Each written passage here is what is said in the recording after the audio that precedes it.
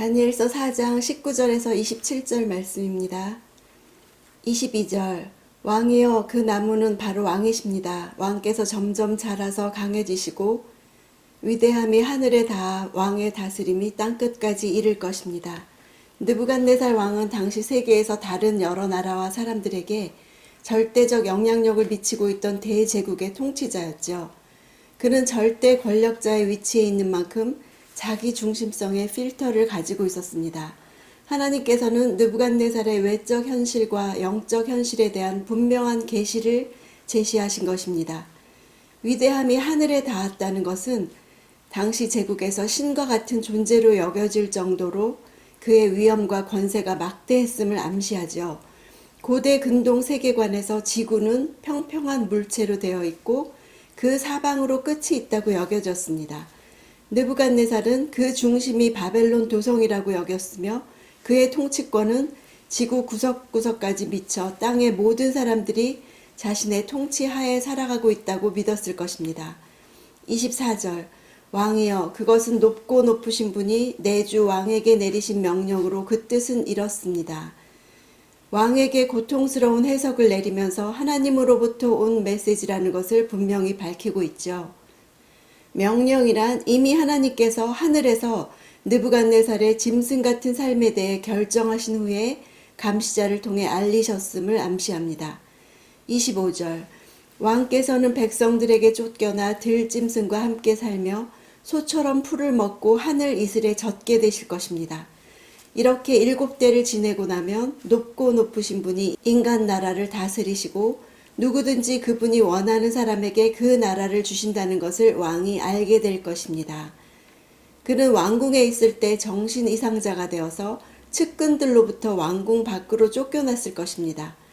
들판에서 자신을 짐승처럼 생각하면서 짐승 같은 행위를 하면서 살 것이고 밤에도 집으로 들어가지 않고 야생에서 잠을 자고 아침에는 이슬에 온몸이 흠뻑 젖을 것입니다.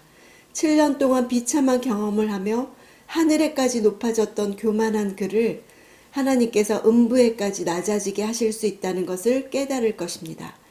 26절 또 그들이 나무 그루터기와 뿌리를 남겨놓으라고 명령하였습니다. 왕이 하나님께서 세상을 다스리신다는 것을 깨달은 다음에 왕의 나라가 굳게 설 것입니다. 하나님께서 느부갓네살을 그토록 처참한 환경 가운데 두셔서 징계하시는 목적이 어디에 있는지를 말해주죠. 그에 대한 특별한 목적을 가지고 그 목적을 성취하기 위해 그에게 꼭 필요한 징계를 주신 것이다. 하나님이라고 번역된 단어는 실상은 하늘들입니다. 느부갓네살의 권세가 하늘에 닿는다는 진술과 대조하기 위함으로 보입니다. 다니엘은 느부갓네살이 다시 왕권을 회복할 것이라고 예언하지요. 왕의 나라라고 한 것은 비록 느부갓네살이 정신 이상으로 왕궁 밖으로 쫓겨나 들에서 짐승 같은 삶을 살지라도 왕권은 명목상 여전히 그에게 남아있게 될 것을 암시하며 그가 정상으로 돌아올 때 측근들을 통해 다시 왕좌에 앉게 되어 과거의 왕권을 다시 행사할 것을 나타냅니다.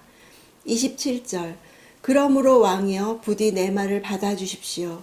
죄를 끊고 의를 행하며 가난한 사람에게 자비를 베풀어 죄악을 벗어버리십시오. 그러면 혹시 왕이 오래도록 계속 잘 살게 될지 모르겠습니다. 다니엘은 느부갓네살이 요청하지 않은 사항까지 권면하고 있습니다. 정부 관리에 불과한 그가 나라의 최고 권력자 앞에 서서 하나님의 이름으로 국가 정책의 전반적인 사회적, 경제적 방향에 대해 그에게 도전하고 있습니다. 이것이 이 시대 교회의 역할이죠. 나라의 방향이 어디로 가야 할지 아는 것이 교회여야 합니다. 바벨론 제국의 영광의 아픈 점인 인간 억압과 착취라는 관점을 지적하죠. 느부갓네살이 단순히 개인적 교만의 죄뿐 아니라 사회적 영역에서 불의와 억압의 죄를 범하고 있다고 분명히 말하는 것입니다. 바벨론의 영광의 어두운 이면인 빈곤과 억압을 해소하기 위해 뭔가를 행해야 했습니다.